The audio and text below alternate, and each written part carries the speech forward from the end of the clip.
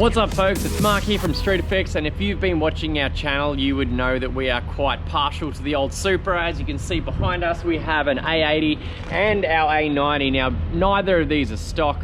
The one on my left here has over 800 horsepower at the wheels, but on street duties it's detuned, sitting at around 750 odd horsepower. The one on the right here is around 600 odd horsepower at the engine, so around 530 horsepower at the wheels. It has a stock engine, stock turbo, just a tune, downpipe, and it's running flex fuel. This is running ethanol E85. Now we did the other day put out a bit of a poll on Facebook and YouTube and Instagram to see what you guys would think would win in a roll race.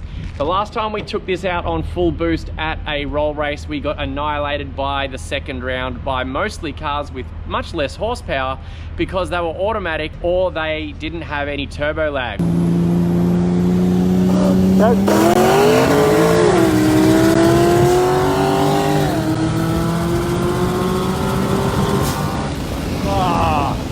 One of the big problems with Supras is the fact that when you go to shift gears between second and third gear, you have the issue that it drops off boost again and it takes quite a while to spool up. Now this turbo that's on here is supplied by GCG, is a GTX 3584 RS turbo on a 6-boost manifold. She is a little bit laggy, mostly because the gear ratios and the diffs in these are very tall. I don't know who designed the Supra, but back in those days, for some reason, they thought it would be a great idea that the cars could do around 420 kilometers an hour if they had enough power, which of course they didn't, but the gear ratios would allow it. Now, the new Supra, on the other hand, has a relatively small turbo. We are maxing out what it can do at around 530 wheel horsepower, or somewhere around 600 horsepower at the engine, and it's very responsive. So we're running around 24 pound of boost on this, and we're running around 28 PSI on this one. It's making a fair bit more power. It's got big cams, but like I said, it's a manual, and this is an auto 8-speed ZF, and the gear shifts are lightning fast.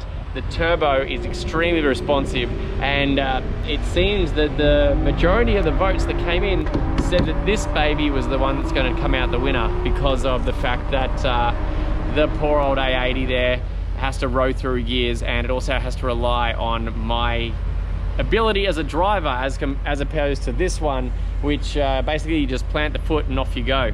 So what we're going to be doing is we're going to be heading out to Queensland Raceway at the GT Auto Track Day, and during the middle of the day we're going to put these two cars head to head. Let's go check out the engine bay on the A80 first. Got the nice custom dashboard there, and this is where the magic happens. So what we have here is a 2JZ or 2JZ for all you people over in America. It's a VVTi engine because it's a 1998 model. It's got a GTX 3584 RS turbo, a 60mm Turbosmart wastegate, the Turbosmart FPR 2000 fuel pressure regulator, the Cusco strut brace courtesy of Carmods Australia. It has a Hypertune intake manifold with a quite large Bosch electronic drive-by-wire throttle body, and all of these nice Wiggins clamps, Turbosmart blow-off valve, Hypertune fuel rail, and 2200cc Bosch injectors. The downpipe here is designed by MDS Fab. It comes off the back of the turbo. It is a 5-inch exhaust down to 4-inch, and it basically has zero restriction. We did a test in a previous video where we had the exhaust venting straight at the bonnet, and there was no difference in power. This has a PWR radiator and a Hypertune intercooler that you can see back there.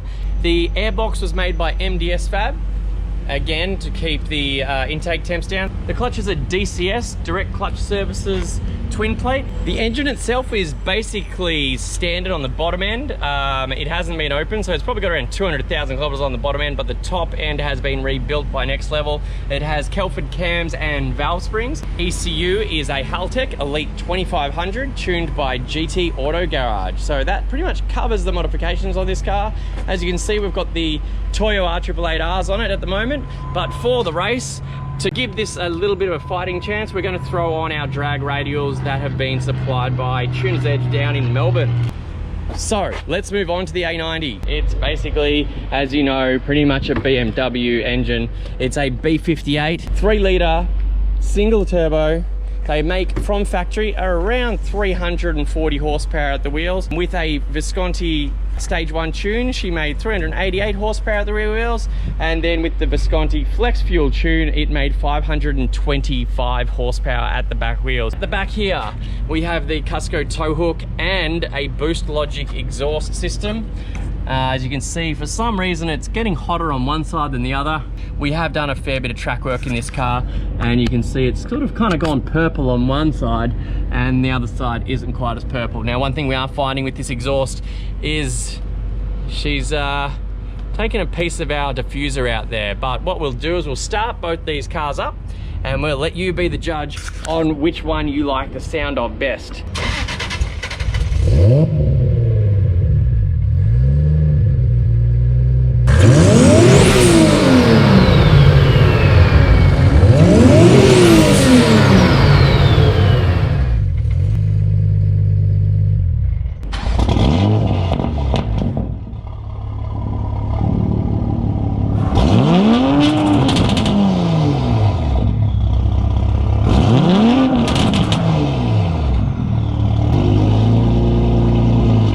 So as far as the weight goes, they're not too far off each other, but the auto, let us know in the comments below what you think is going to win. But I'm going to tell you, it's not going to be as easy as you might think. The 800 horsepower, it's not always enough to make up for it against an automatic. Next stop, Queensland Raceway, and we're going to see which one of these two Supras is king of the track. At least in a straight line. We already know this one kicks ass around the corners.